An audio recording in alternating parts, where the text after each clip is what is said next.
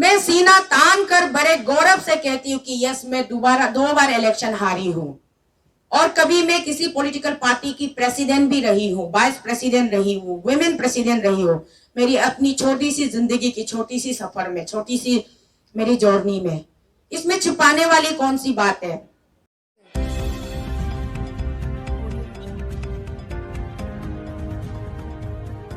एक फिल्म आपने बनाया तची गांबो एंड टीम का, दूसरा फिल्म बनाया पुमचो टपुक एंड टीम का।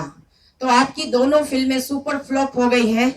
ब्लॉकबस्टर तो छोड़ दीजिए, छोटा सा वो क्या कहते हैं, यूट्यूब पर भी नहीं चला, तो पर्दे पर तो आने से रह ही गए, छोड़ दीजिए।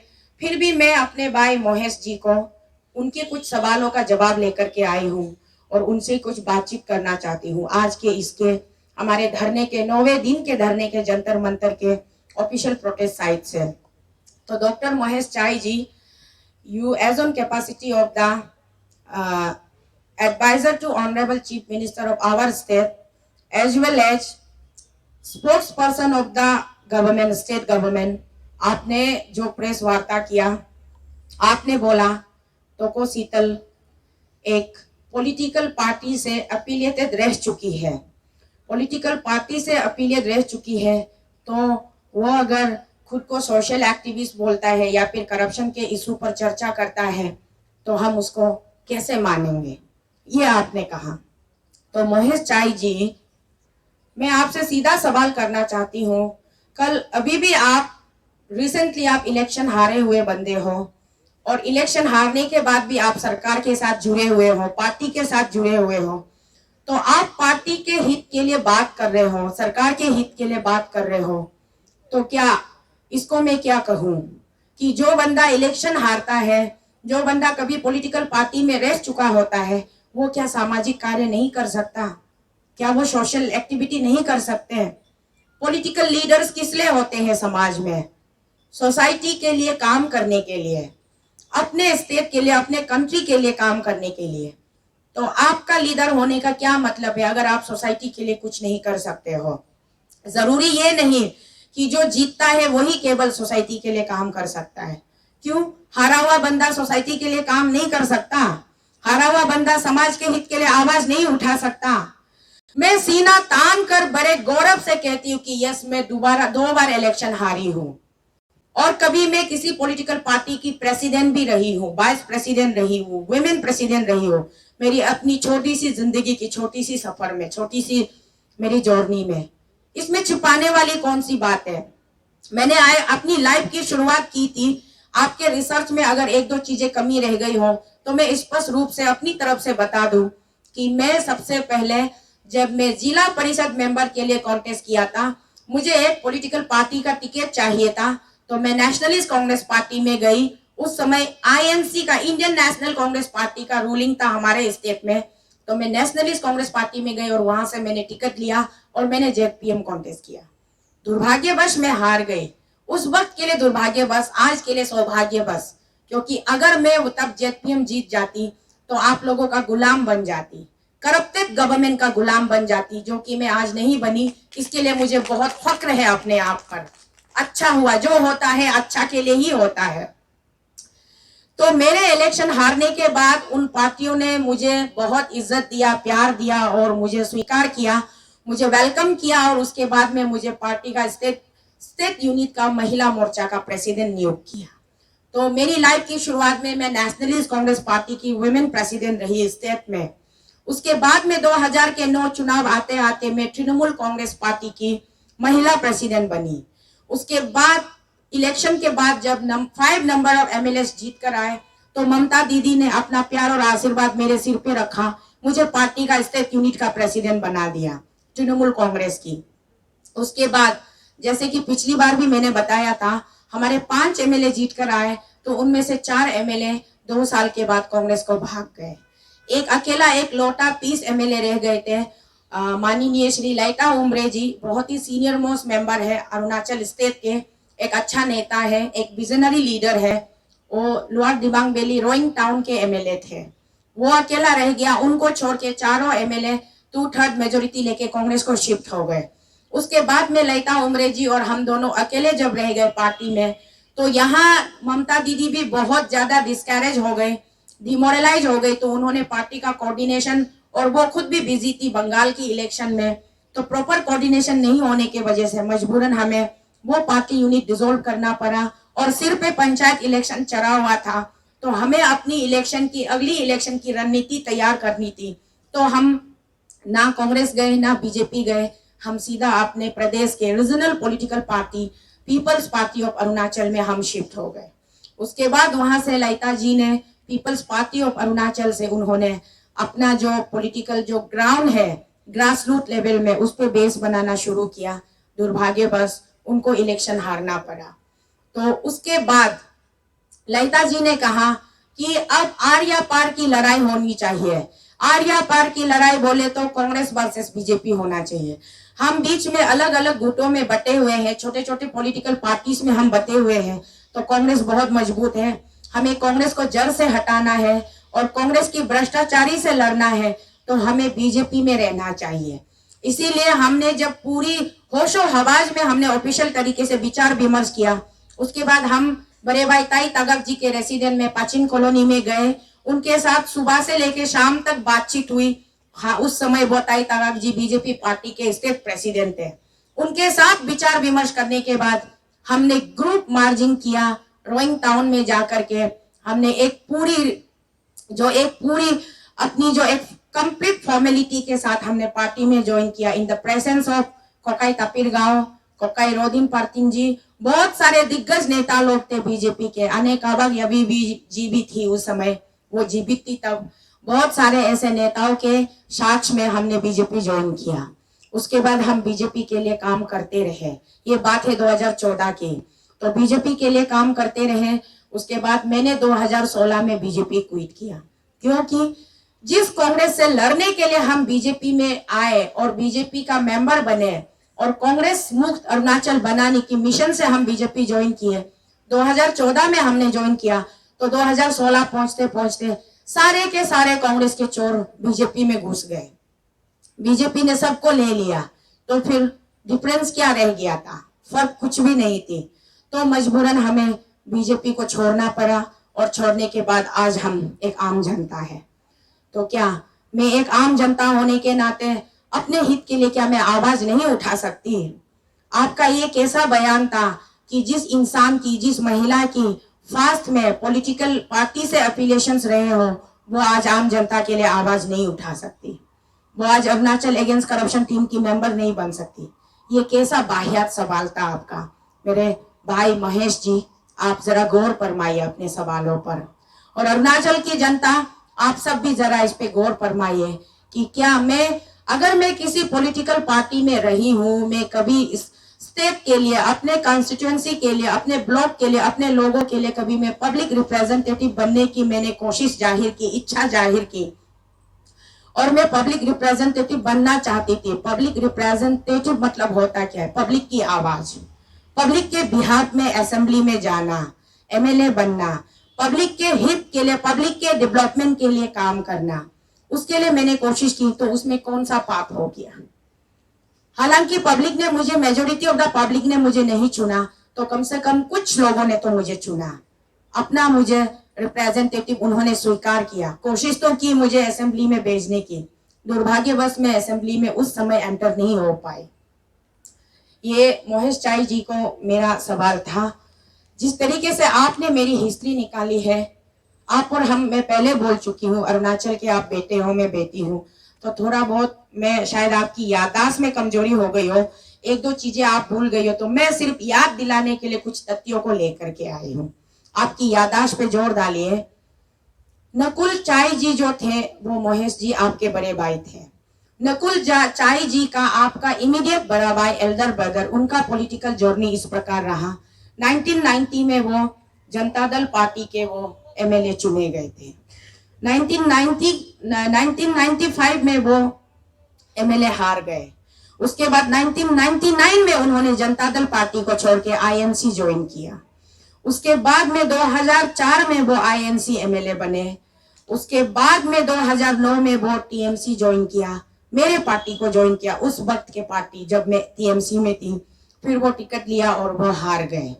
उसके बाद 2014 आती है, तो 2014 में नकुल चाई जी का टाटा बाय बाय हो जाता है और डॉक्टर महेश चाई जी की एंट्री होती है पॉलिटिक्स में। तो डॉक्टर महेश चाई जी, आपने डॉक्टर प्रोफेशन को रेजिग्नेशन दिया, उसके बाद आप 2014 में आप आए, बीजेपी का टिकट लिया और आपने तेजू कंस्टिट्यूंसी से आपने एमएलए नॉमिनेशन भरा।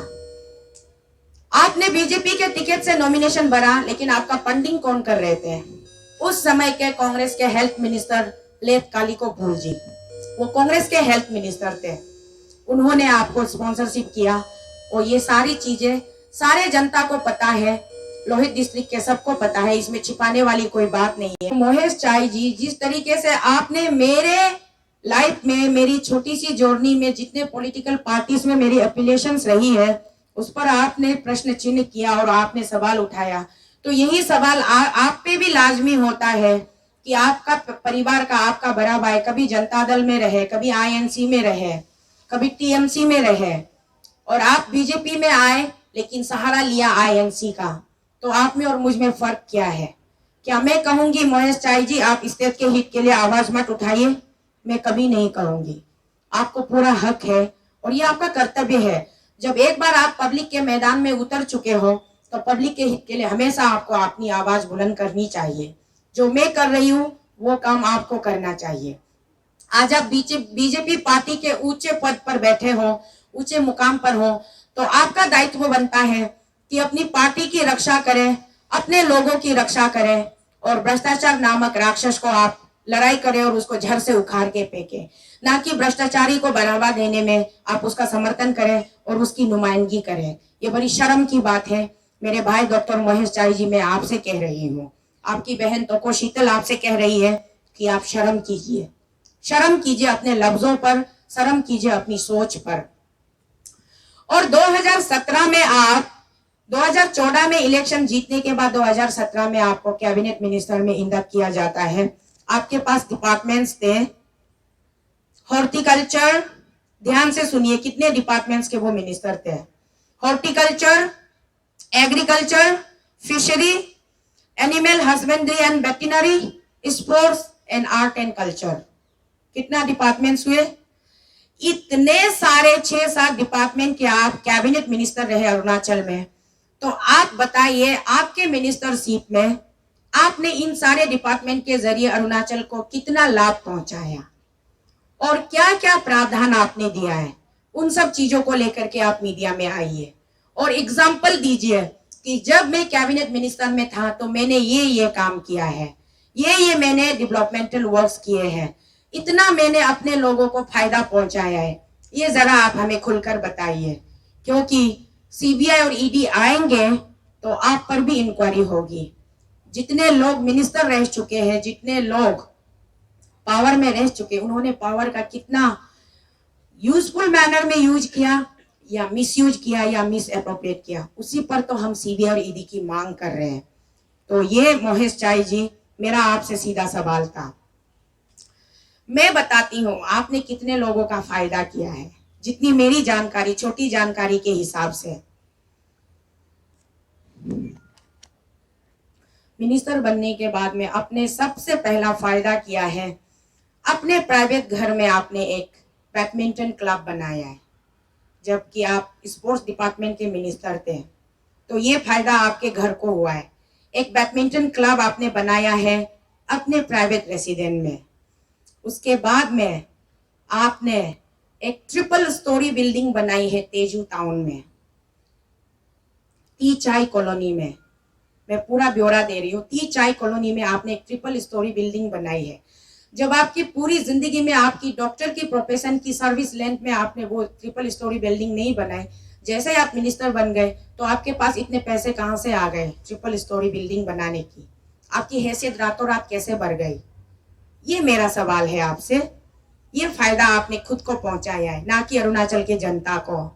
उसके बाद में आपने 2019 में 19 के इलेक्शन के बाद 2019 के इलेक्शन के बाद आप शादीशुदा इंसान हो, परिवार वाले हो, बच्चे वाले हो, अपने बीवी और अपने बच्चे को छोड़ करके आप हमारी एक लेडी कोर्ट, एक इंस्पेक्टर, लेडी इंस्पेक्टर को लेकर के आप थाईलैंड भाग गए और कुछ दिन वहां गुमसुदगी में चुपके रहे, थोड़ा मौज मस्ती किया, जो किया पता नहीं, मैं तो साथ में नहीं थी इसलिए मैं नहीं बोल सकती, लेकिन जो भी हुआ होगा आप सब सोच सकते हो।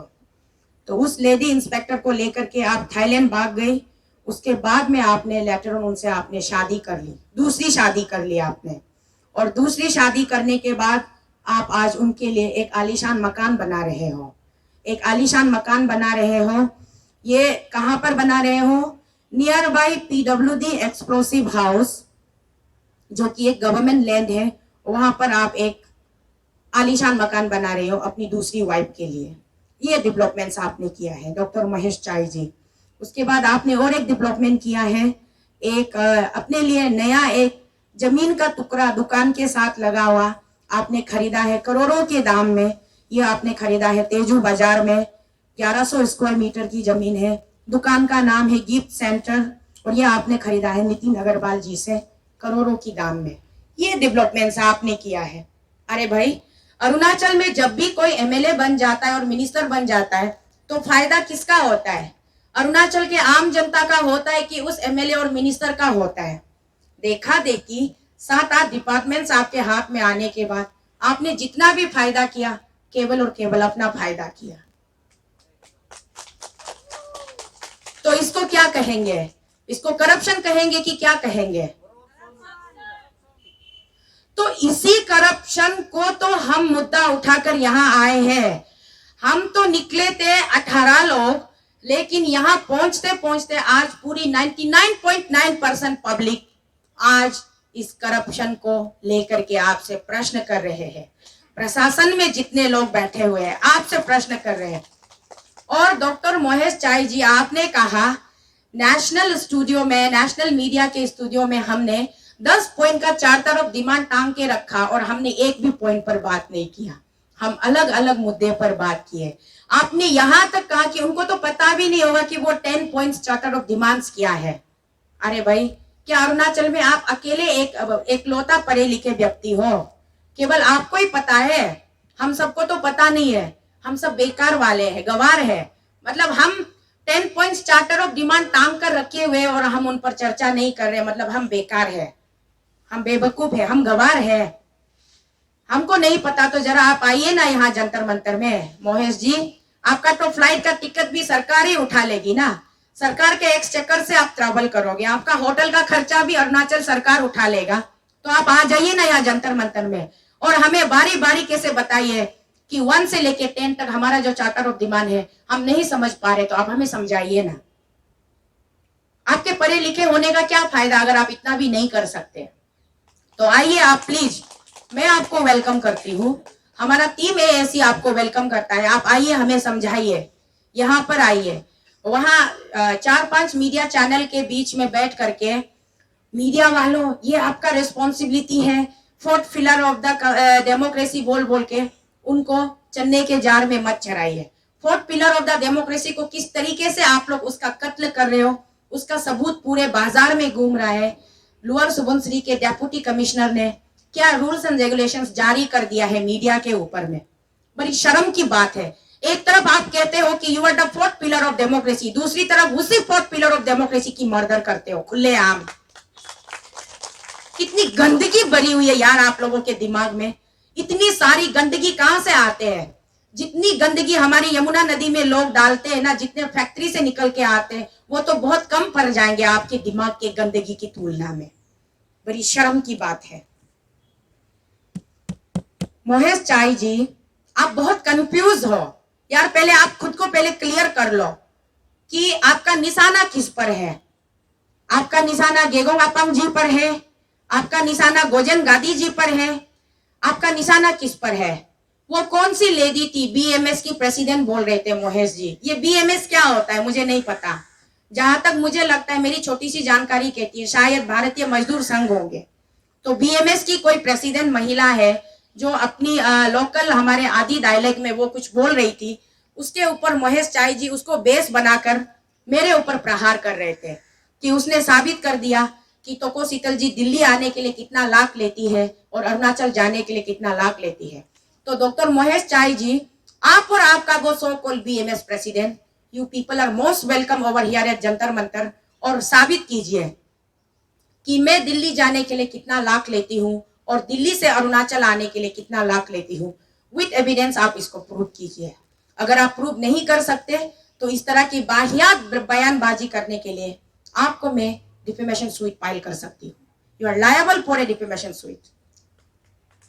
जानकारी रखिए, पढ़े लिखे होना आप, मैं आप जितनी तो पढ़ी लिखी नहीं हूँ, लेकिन दुनियादारी मुझे भी समझ में आती है।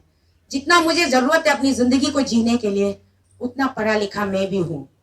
इसीलिए डॉक्टर महेश चाई जी, ये बेबुनियाद बयानबाजी मत कीजिए और बेकार की ये बदतमीजी मत कीजिए मीडिया के सामने आकर के। इसे मैं बदतमीजी ही कहूंगी अगर आप मेरे ऊपर इतनी बड़ी लांछन लगा रहे हो।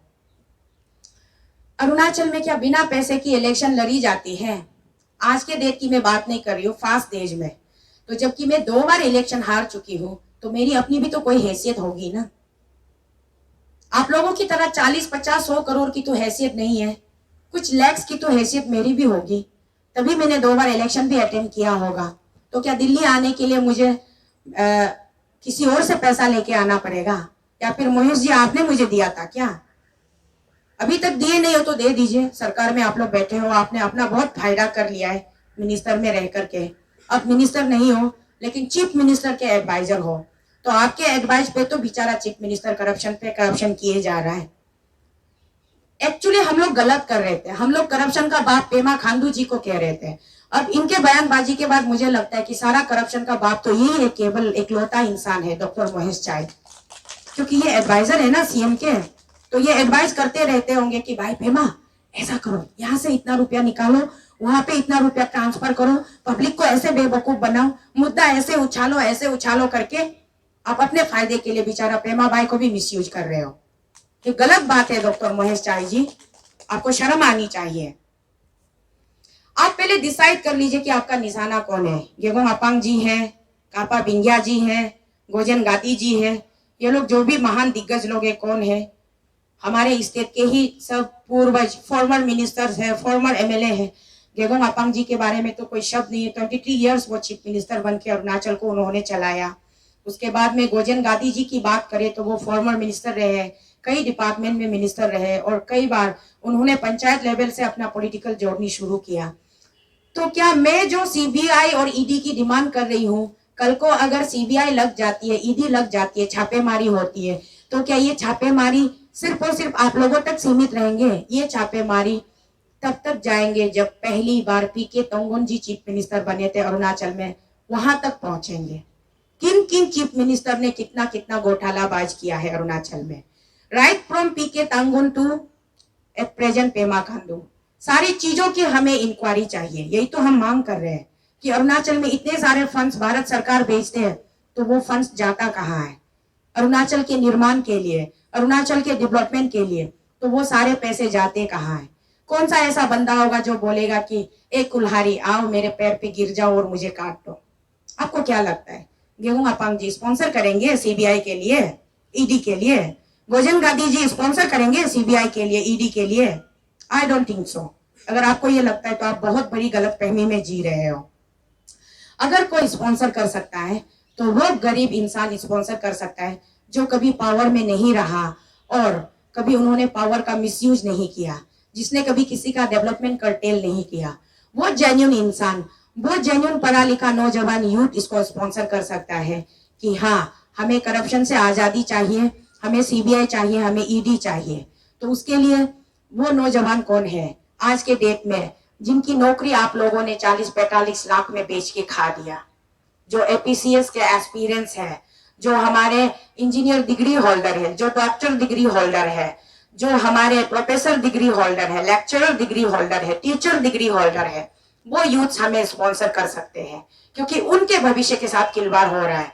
वो माता स्पॉन्सर कर सकती है जिनको कुछ नहीं पता, जिनकी विडो पेंशन भी आप लोग खा जाते हो, जिनकी ओल्ड एज पेंशन भी आप लोग खा जाते हो, जिनके गांव में बिजली पहुंचानी चाहिए वो बिजली तो पहुंचाते नहीं हो, लेकिन करोड़ों रुपया आप लोग गबन कर जाते हो।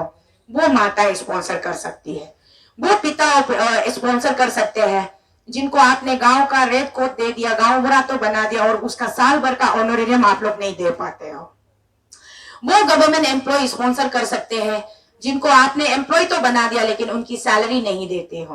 वो टीचर एसोसिएशन स्पॉन्सर कर सकते हैं जिनके 12-12 महीना से सैलरी पेंडिंग पड़ी हुई है सरकार के पास।